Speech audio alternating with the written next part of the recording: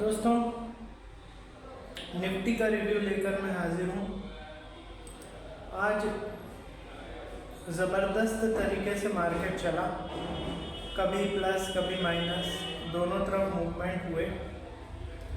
उसमें overall morning में तो सेल ऑन राइज का था और लास्ट में थोड़ी रिकवरी देकर निफ्टी ने क्लोजिंग दी है।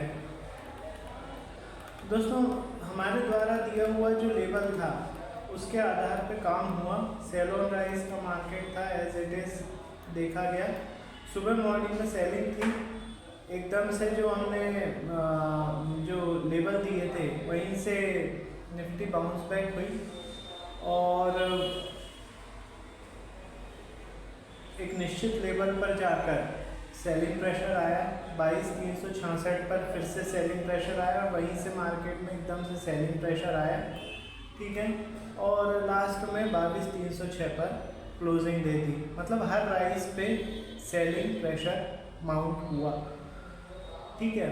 और एक और चीज़ दोस्तों की जो बताया हुआ लेबल्स है, लेबल्स पे ज़बरदस्त तरीके से काम होता है। दोस्तों देखिए, लेबल्स जो होते हैं वो काफ़ी इम्पॉर्टेंट रहते हैं और उन पे बहुत, इसीलिए मैं आपको लेबल्स देता हूँ, पर डे के नए वाले लेबल्स जनरेट करके देता हूँ। एट प्रेजेंट यदि मैं आज की बात करूँ दोस्तों, तो अभी भी जो निफ्टी है वो 500 जो 22,570 वाला जो लेवल है उससे तो नीचे ही क्लोजिंग हुई है, 22,570 वाले लेवल से।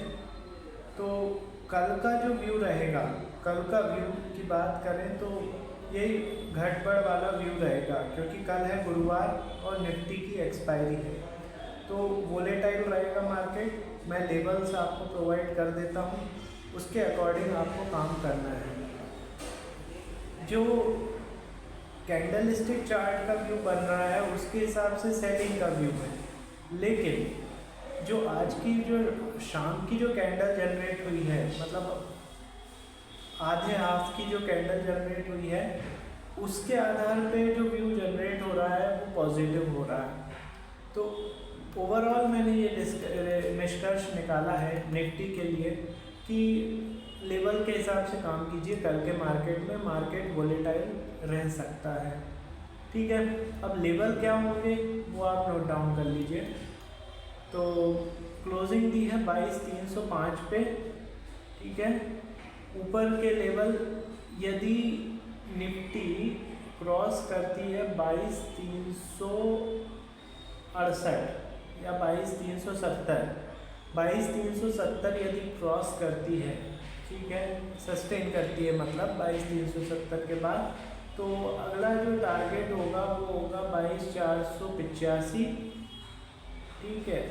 22,485 के बाद 22,666, 22,666 के बाद यदि हम बात करें तो 22,666 के बाद आप लगाइए 22,846 और 22,846 के बाद फाइनल एक टारगेट 22,960 ये लगा लीजिए, ठीक है। ये ऊपर के टारगेट होंगे।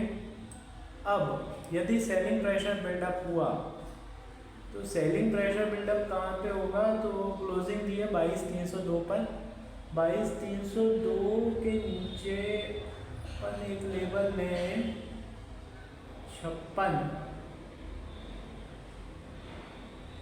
22,281, ठीक है, 22,281 के या 22,276, 22,277 के नीचे यदि सस्टेन करती है, ठीक है, 302 की क्लोजिंग है, 22,277 के नीचे यदि सस्टेन करती है 2-3 कैंडल में, तो उसका टारगेट हो जाएगा निफ्टी का पहला 186 का, ठीक है, 22,186। उसके बाद 22,073, 22,073 के बाद 21,891, 21,891 के बाद 709, 21,709 और 21,709 के नीचे 21,600। ठीक है, ये नीचे के टारगेट हो जाएंगे। दोस्तों ये निफ्टी के रिव्यू हो गया।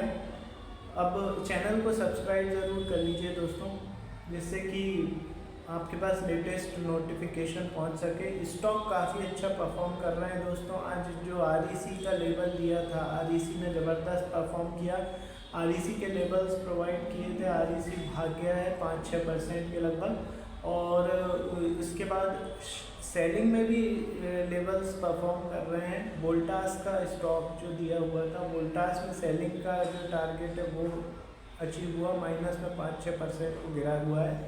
तो दोनों तरफ के व्यू देखने को मिल रहे हैं मार्केट में, तो आपको वन साइडेड नहीं रहना है। जो लेवल्स बताएं उन पे काम करना है। यदि प्लस में जाता है मार्केट तो प्लस में रहिए, सेल में जाता है तो सेल में रहिए। ठीक है, बाकी देखते हैं, थोड़ी देर में मैं बैंक निफ्टी का व्यू लेकर आ रहा हूँ। तब तक के लिए बाय, थैंक यू।